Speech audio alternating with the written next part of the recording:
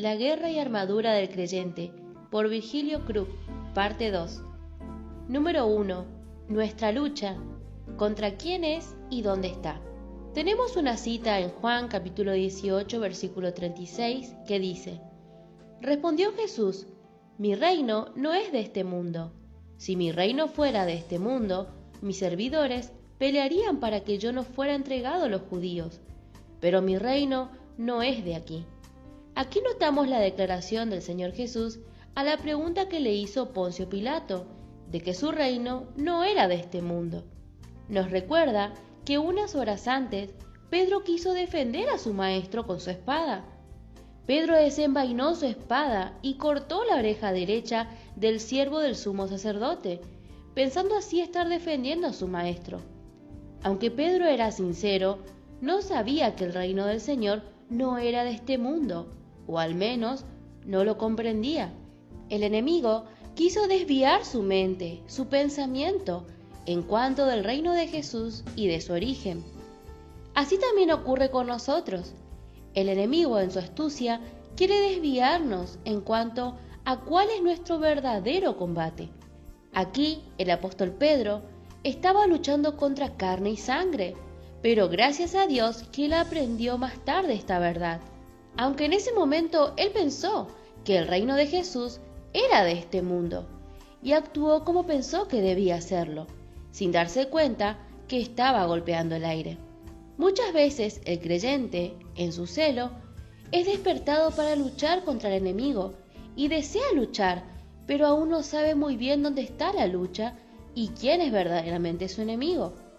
Cuando se da cuenta, porque medita en la palabra, ve que se halla luchando contra su propio hermano, o lo que es mucho peor, pelea contra el impío también.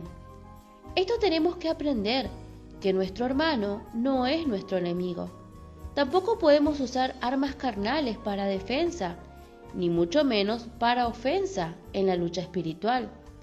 La verdadera lucha no está aquí, combatiendo con el hermano. Tenemos que recordar que el reino del Señor no es de aquí.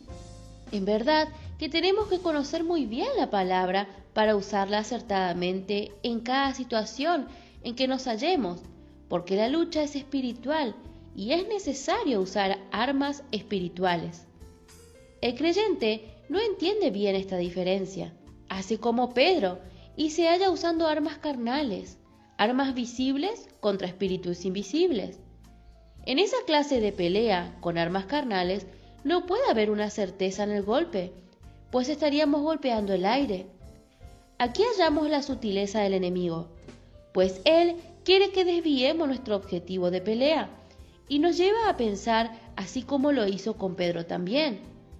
Pedro era sincero y creyó que iba a defender a su Señor, y actuó así como él creía que debía hacerlo. Y así también con nosotros. Muchas veces queremos luchar contra el enemigo, pero como vemos aquí, si estamos usando armas carnales, no hay remedio, porque para una verdadera lucha, la intención no basta. Hay armas carnales y armas espirituales, y muchas veces, por no conocer bien la palabra, nos hallamos usando armas carnales contra espíritus, y estamos errando pensando que así estamos luchando legítimamente. Así que yo de esta manera corro, no como a la aventura. De esta manera peleo, no como quien golpea el aire. Primera de Corintios capítulo 9, versículo 26. Aquí tenemos el ejemplo del apóstol Pablo, enseñándonos algunas cosas en cuanto a nuestras luchas o guerras contra el enemigo. Aquel que usa armas carnales y combate contra carne y sangre está golpeando el aire. No pega ningún golpe al enemigo.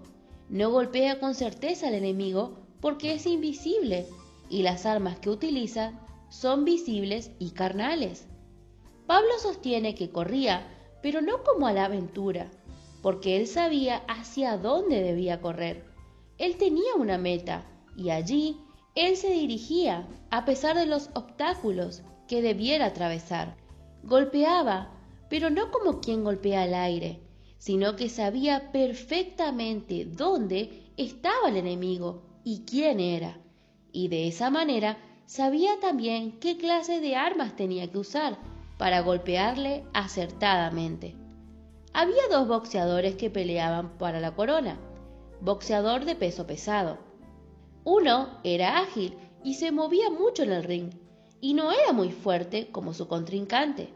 Su adversario se apodó el oso, porque al que le golpeaba no se levantaba más. El oso se iba contra su adversario lanzando golpes muy fuertes, con todo, que si le hubiera pegado, en verdad lo hubiera matado. Pero él nunca pudo darle un verdadero golpe a su enemigo. Él estaba solo golpeando el aire. Y tanto lo hizo así hasta que su brazo salió de su lugar, descoyuntado. Esto le pasó por golpear tanto el aire. Así hay muchos creyentes hoy que están golpeando el aire, y no al enemigo, Satanás. Están golpeando el aire cuando usan los métodos carnales contra un enemigo espiritual. Hace un tiempo salió en un diario en Paraguay una nota escrita por un sacerdote hablando en contra de los evangélicos, y un lector que resultó ser un pastor leyó el artículo. Él usó el derecho a réplica y le contestó. Sin duda que el pastor tenía muy buena intención, pero estaba golpeando el aire. Él no hizo ningún bien, eternamente hablando, y aunque estaba diciendo cosas en verdad acertadas, no golpeó precisamente al enemigo. ¿Por qué? Porque el pastor estaba usando armas carnales, y si la carne pelea contra la carne, de seguro que el espíritu no triunfará. La manera que el pastor tenía que luchar era por medio de la oración, pero él no lo hizo. De ahí notamos la importancia de velar en oración y meditar en la palabra para no errar el blanco. Y Jehová me dijo, diles, no subáis ni peleéis, pues no estoy entre vosotros, para que no seáis derrotados por vuestros enemigos. Deuteronomio capítulo 1, versículo 42. Tenemos aquí el ejemplo de los israelitas. Ellos, con la ayuda de Dios, tenían la oportunidad de entrar en la tierra de Canaán, en la perfecta voluntad de Dios, en la manera que Él quería y en el tiempo fijado por Él. Pero Israel no quiso. Entonces Dios, en su infinita misericordia, les invita a ir por el desierto, por donde Él les acompañaría. ¿Cuál fue la reacción de ellos? Ellos cobraron ánimo y se levantaron para apoderarse de su herencia. Pero Dios le había contestado, no subáis ni peleéis. Esto es muy importante y hay que considerarlo. Dios dice, en esta batalla, en esta guerra, yo no estoy con ustedes. Ya pasó su oportunidad. Pero Israel no le oyó, sino que se levantó y subió para echar mano de su herencia carnalmente. Dios no está en esta clase de lucha, porque Él nunca está entre los que usan armas carnales. Israel ya perdió su oportunidad, pero querían apoderarse de su herencia en forma carnal, y esto no puede ser. Así el creyente que desea apoderarse de su herencia espiritual usando armas y métodos carnales no va a tener éxito, porque Dios no está con tal persona. Su presencia no está. Necesitamos pedir sabiduría de Dios para nunca errar. Porque con ingenio harás la guerra, y en la multitud de consejeros está la victoria. Proverbios capítulo 24, versículo 6. Esto, si los consejeros son buenos, pero como dice la palabra, con sabiduría. Recordemos que Pablo luchaba no como quien golpea el aire, esto es, como el soldado que en su fusil tiene solo 3 o 4 cartuchos y tiene 3 enemigos para matar, así que él no puede tirar así nomás. Las pocas balas que tiene son para dar acertadamente al enemigo, y si tira así nomás a la deriva, se va a quedar sin balas delante de su enemigo. No puede hacer esto, porque peligra su vida. De esta manera sucede lo mismo con el creyente. Es necesario usar bien las armas y aprender a acertar al enemigo. Necesitamos saber lo que él quiere intentar hacer para poder de esta manera vencerlo. Es por eso que la palabra nos declara que la guerra debe hacerse con sabiduría. Para esto es necesaria la preparación, porque no es que cualquier creyente después de ser salvado pueda entrar directamente en la batalla contra el enemigo. Hay muchos creyentes nuevos que quieren echar fuera demonios y quieren hacer muchas cosas, pero esto hay que hacerlo con sabiduría, acertando bien al enemigo para no tirar al aire.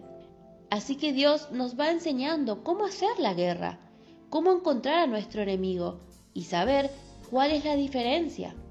Nos enseña de cuándo es simplemente la carne y cuándo es el enemigo que está detrás y verlo dónde está, porque él viene disfrazado muchas veces para engañarnos.